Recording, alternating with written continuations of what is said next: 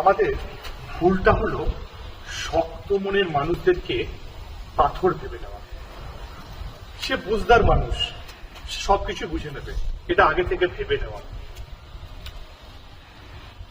সে হাসি মনে আছে, হাসি মুখে আছে, মানে তার কোনো কষ্ট নেই, এটা মেনে নেওয়া। সে ভালোবেসে মাথা নত করে আছে, এদেরকে ঘাস ভেবে মারিয়ে যাওয়া।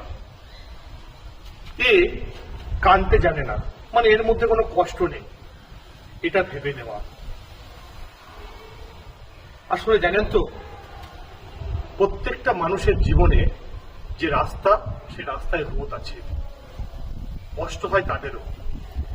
তাই যে মানুষটা আপনার পাশে আপনাকে রোদ থেকে বাঁচানোর জন্য, বৃষ্টি থেকে বাঁচানোর জন্য আপনার পাশে ছাতা হয়ে দাঁড়ায়, কখনো কখনো তার পাশে আপনিও ছাতা হয়ে দাঁড়ান।